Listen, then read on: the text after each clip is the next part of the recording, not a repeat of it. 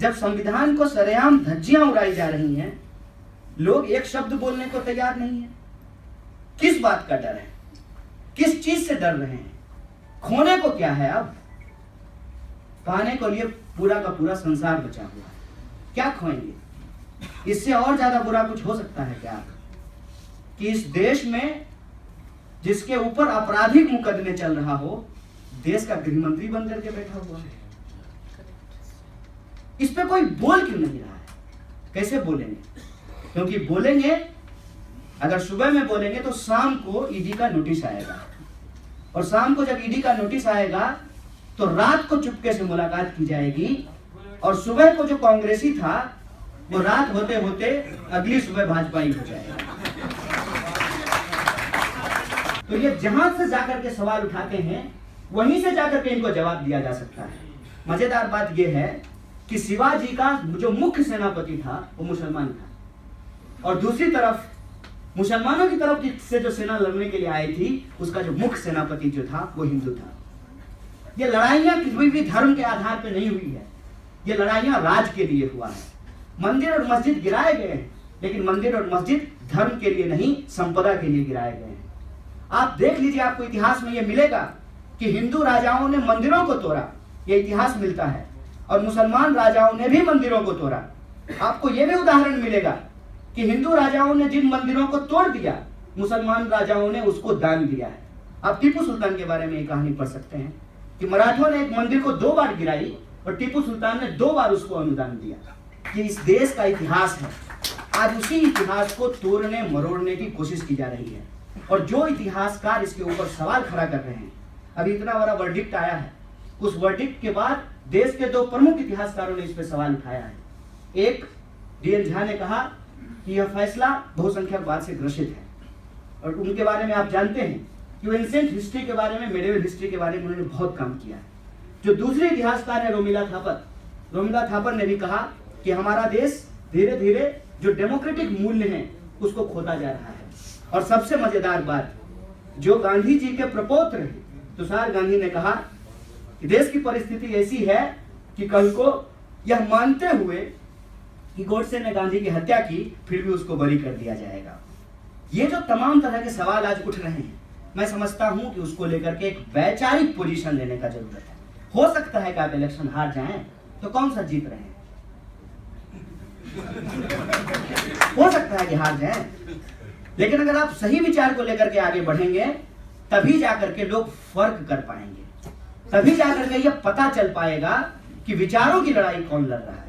और जब हम विचारों की लड़ाई लड़ने की बात करते हैं तो हमारी दलगत सीमा अपने आप टूट जाएगी। मसला आज Congress, communist, RJD, Samajwadi party, अलग अलग दलों का नहीं है। मसला उस मूल्य का है जिस मूल्य पे देश को चलना था, और वो रास्ते कहीं ना कहीं हम लोग भटकते जा रहे हैं। और इस देश के इतिहास को अगर हम उठा करके देखें तब तो पूरा का पूरा बहस और पूरा का पूरा समय हमारा उस इतिहास को देखने में ही बीत जाएगा। इस देश का इतिहास क्या है? मान लीजिए कि आज आरजेडी और कांग्रेस साथ में रहती है और साथ में चुनाव लड़ती है, लेकिन तो ये पूरा का पूरा जो तमाम समाजवादी दल हैं उनकी उत्पत्ति ही कांग्रेस के खिलाफ हुई है, इमरजेंसी के खिलाफ में हुई है। तो इमरजेंसी लगाने का आरोप कांग्रेस के ऊपर, और उसी कांग्रेस के साथ तमाम समाजवादी पार्टियां जो है वो गठबंधन कर रही हैं।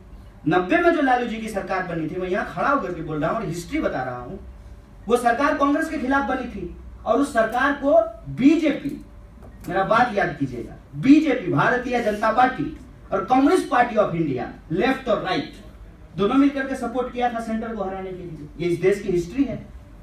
इतिहास के दलदल में जाकर के आप क्या निकालना चाहते हैं? सबसे बड़ी बात यह है कि आज देश का संकट क्या है? देश का संकट यह है कि राजनीति से मुद्दों को गायब कर दिया गया है और अपराधियों के हाथ में सत्ता दे दी गई है, और इस देश की नैतिकता, समाज की नैतिकता बदल दी गई है।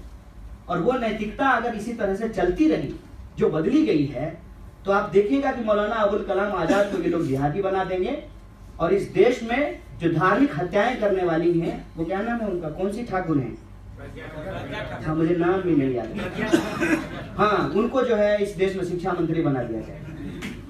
ये संकट है, इस संकट को हम लोगों को समझना चाहिए। मसला किसी धर्म के विरोध करने का है ही नहीं, यह देश धार्मिक है, इस देश के रग रग में धर्म बसा हुआ है, लेकिन जिस धर्म को जिस तरीके से प्रस्तुत किया जा रहा है, ये देश में उस तरह से धर्म कभी नहीं रहा है। इस देश को अगर आप देखेंगे तो इस देश में अगर मुसलमान हैं तो सूफी परंपरा भी है।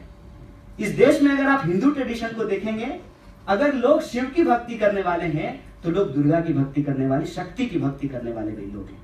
अगर राम को पूजने वाले लोग हैं तो इस देश में मैं बड़ी मजेदार बात बता रहा हूं, रावण को पूजने वाले लोग भी हैं। जो लोग वैष्णो देवी जाते हैं उनको मालूम होगा कि वैष्णो देवी की यात्रा पूरी नहीं होती है जब तक कि लोग भैरवनाथ मंदिर में जाकर के मत्था नहीं टेकते हैं। और भैरवनाथ तो वही था जो वैष्णो देवी को परेशान किया था। ये इस देश की खासियत है कि इस देश में विविधता में एकता हम लोग ढूंढते हैं। हम लोगों को एकता में भी विविधता ढूंढने की जरूरत है। लोगों ने जिस तरीके से वोट बैंक की पॉलिटिक्स की है, एक तरफ से लोगों को जमा करके बल्क में वोट बैंक बना करने के राजनीति करने की जो पॉलिटिक्स की है, उसकी वजह से ही मुद्दे गायब हुए हैं। मुद्दों को हमको दोबारा वापस लाना पड़ेगा और मौलाना अबुल कलाम आजाद की जयंती मनाने का ठेका मुसलमानों पे नहीं है, पूरे के पूरे देश के लोगों पे है, क्योंकि वो देश के शिक्षा मंत्री हैं। और किसी भी आइकन को किसी धर्म में या जाति में बांधने की जरूरत नहीं है। उन लोगों ने देश के लिए कुर्बानी दी थी, देश के लिए लड़ा था। अगर हम इस देश को बचाना चाहते हैं तो इस देश को बचाने के लिए उन आइकन के विचारों पे चलने की जरूरत है। और आखिरी शब्द बोल करके मैं अपनी बात खत्म करूंगा। मौलाना आजाद का एक बहुत मशहूर कोट है जिसको हमने अपने पीएचडी थीसिस में लिखा है कि जो शिक्षा दिल से दी जाती है वो समाज में परिवर्तन लाती है। इसी उम्मीद के साथ आप तमाम लोगों को शुक्रिया अदा करके बात खत्म करूंगा। शुक्रिया। इनकलाब।